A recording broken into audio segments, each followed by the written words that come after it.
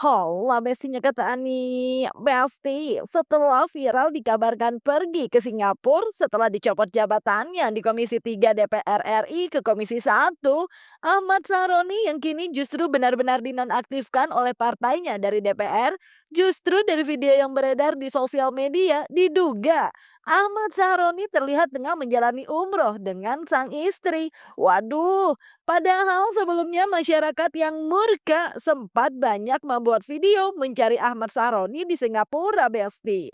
Tapi kini dikabarkan justru lagi umroh. Tapi Besti, meski begitu, dalam video yang beredar masih ada warganet yang membuat video mencari Ahmad Saroni di Tanah Suci. Waduh, bahkan memes mencari Ahmad Saroni pun ramai.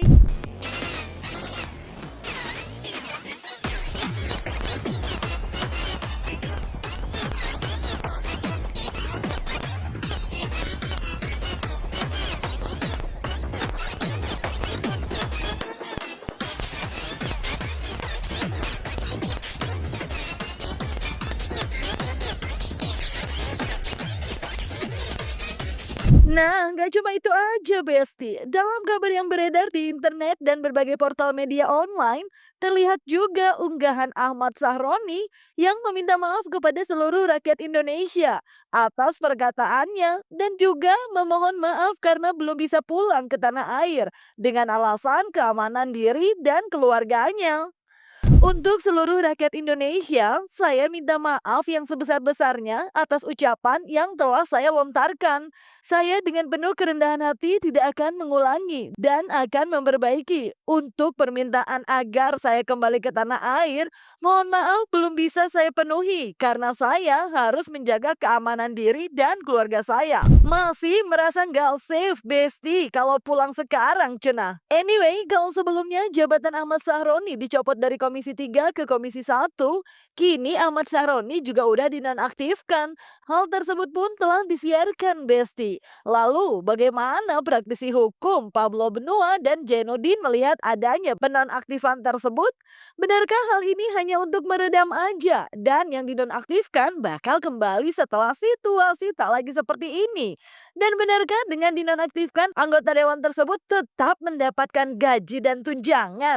Siaran pers DPP Partai Nasdem mencermati dinamika masyarakat yang sedang berkembang saat ini, Ketua Umum DPP Partai Nasdem Haji Surya Paloh dengan ini menegaskan beberapa hal sebagai berikut.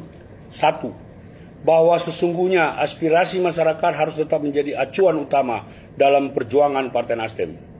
2. Bahwa perjuangan Partai Nasdem sesungguhnya merupakan kristalisasi dan semangat kerakyatan yang senantiasa bertumpu pada tujuan nasional bangsa Indonesia sebagaimana termaktub dalam pembukaan Undang-Undang Dasar 1945.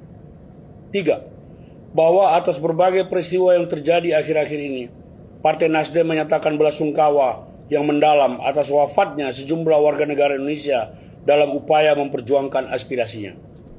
4. Bahwa dalam perjalanan mengemban aspirasi masyarakat ternyata ada pernyataan dari para wakil rakyat, khususnya anggota DPR RI dari fraksi Partai Nasdem yang telah menyinggung dan mencederai perasaan rakyat.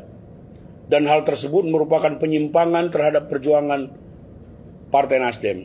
5. Bahwa atas pertimbangan hal-hal tersebut di atas, dengan ini DPP Partai Nasdem menyatakan terhitung sejak Senin 1 September 2025, DPP Partai Nasdem menonaktifkan Saudara Ahmad Saroni dan Nafa Urba sebagai anggota DPR RI dari fraksi Partai Nasdem.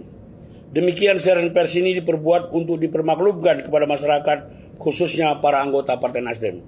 Jakarta, 31 Agustus 2025, Dewan Pimpinan Pusat Partai Nasdem, Surya Paloh, Ketua Umum ditandatangani, Hermawi F. Taslim, Sekretaris Jenderal ditandatangani. Pertanyaan saya, kenapa harus dinonaktifkan? Padahal ada mekanisme lain, yaitu PAW, pergantian antar waktu untuk anggota DPR RI. Pergantian antar waktu ini justru akan menggantikan mereka untuk selanjutnya sebagai anggota DPR RI. Tentu partai dengan mekanisme partai akan menunjuk pengganti mereka untuk melanjutkan posisi mereka sebagai anggota DPR RI. Biasanya kalau di dalam pemilihan umum itu, misalnya si A yang menang begitu ya, si A memiliki suara terbanyak, maka PAW-nya adalah pemegang suara terbanyak kedua begitu. Pemilik suara terbanyak kedua yang akan menggantikan. Menurut saya justru lebih baik untuk dilakukan PAW daripada dinonaktifkan. Karena ingat, nonaktif hanya sifatnya sementara. Mereka bisa kembali lagi menjabat sebagai anggota DPR RI jika suasana sudah mulai meredam. Nah, ini kan seperti seakan-akan memberikan permen kepada anak kecil begitu ya, untuk meredam amarah anak kecil aja. Ingat, rakyat bukan anak kecil. Jadi kalau memang ingin agar persoalan ini segera meredam, maka jangan diberikan sesuatu hal yang tanggung-tanggung kepada rakyat. Harus ada sikap yang tegas. Bukan hanya dinonaktifkan, tetapi dilakukan PAW. Dengan cara anggota DPR RI tersebut segera berhentikan sebagai kader partainya. Sebagai kader partainya diberhentikan, maka secara otomatis anggota DPR RI tersebut dapat diberhentikan sebagai anggota DPR juga begitu. Itulah sebenarnya mekanisme yang baik, karena rakyat menginginkan agar kedepannya tidak lagi terjadi hal-hal demikian gitu loh. Karena kita tahu bahwa orang-orang tersebut dengan gaya arogansinya begitu ya, mampu membawa kekisruhan kembali di kemudian hari. Kita kan lebih bagus mencegah. Kalau memang partai itu ingin berpihak kepada rakyat, yang tentunya rakyat sebagai pemegang kedaulatan tertinggi di dalam sistem demokrasi kita saat ini, maka ya sudah, lakukan dengan cara berhentikan anggota DPR RI tersebut untuk sebagai kader daripada partai tersebut begitu ya, sehingga akan dilakukan pergantian antar waktu, dipilih orang lain yang menjabat sebagai anggota DPR RI menggantikan mereka. Begitu teman-teman. Ya jelas sudah sangat berbeda ya. Jadi nonaktif dengan diberhentikan itu berbeda. Dipecat itu lebih kasar lagi. Nonaktif itu tidak ubahnya di skor, ya enggak. Tapi statusnya tetap sebagai anggota dewan. Hanya mungkin secara aktivitas mereka tidak diperbolehkan. Itu perbedaannya gitu ya. Tapi kalau diberhentikan itu pasti totally dia tidak boleh lagi dan digantikan oleh anggota lainnya, digantikan oleh kader lainnya gitu loh. Itu sudah jelas berbeda. Kalau dinonaktifkan itu sifatnya sementara gitu. Jadi bisa saja 1 atau 3 bulan kemudian dia aktif lagi. Berarti masih bisa mendapatkan tunjangan-tunjangan atau gaji dari negara ya, Bu? Ya secara langsung harusnya dapat karena dia belum diberhentikan. Kalau nonaktif ya, walaupun tidak full, benefit itu pasti dia dapat. Di sisi lain, Besti Ferry Irwandi, seorang aktivis yang jadi sorotan, dalam unggahannya ia pun meminta agar masyarakat meredam dan mengingatkan perihal perkembangan terkini dengan dikabulkannya tuntutan rakyat. Meski belum sempurna, namun Ferry berharap agar tidak adanya perpecahan atau dugaan adu domba yang dilakukan oknum lain untuk melakukan kerusuhan, sehingga ia pun meminta agar menjaga keamanan dan tetap damai. Halo semua, ada beberapa update dan perkembangan. Pertama, atas kerjasama teman-teman semua, organ-organ atau kelompok mahasiswa, aliansi masyarakat sipil, koalisi masyarakat sipil, gerakan-gerakan rimpang, kita berhasil mencegah niat beberapa pihak untuk menaikkan status saat ini menjadi darurat militer yang sama-sama kita ketahui itu sesuatu yang buruk sekali teman-teman. Buruknya kenapa? Karena ya bisa mengambil tindakan, bisa mengambil penyelidikan, dan bahkan aset kita bisa disita atas nama keamanan negara dan lain sebagainya. Dan ini tentu satu kemenangan kecil yang patut kita syukuri, tapi tetap waspada gitu, tetap jaga diri, jaga kawan, jaga warga teman-teman.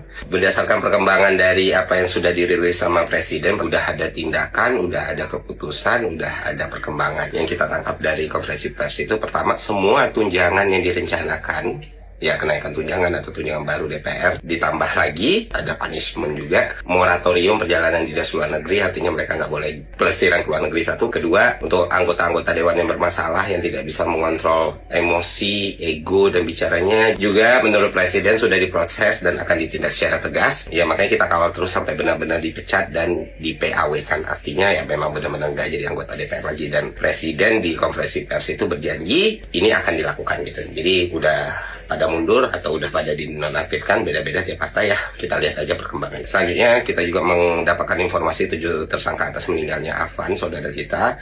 Itu akan diproses hukum setegas-tegasnya dan setransparan mungkin. Mari kita kawal bersama gitu. Ya, terus sudah ada pernyataan kayak gitu ya, tinggal kita awasi bersama. Tidak sempurna memang, tapi at least ini udah ada kemajuan yang berarti. Terima kasih teman-teman yang sampai sekarang masih bertahan. Kuatkan mental, hati, dan batin kalian. Ya, kita melakukan ini untuk saling jaga sesama kita. Ya, semoga situasi cepat aman, terkendali, dan kita bisa beraktivitas normal kembali. Dan semoga kita bisa melewati ini semua.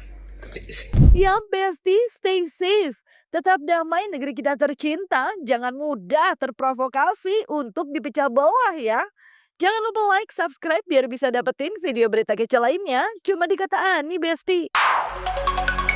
Pasti Kata Ani.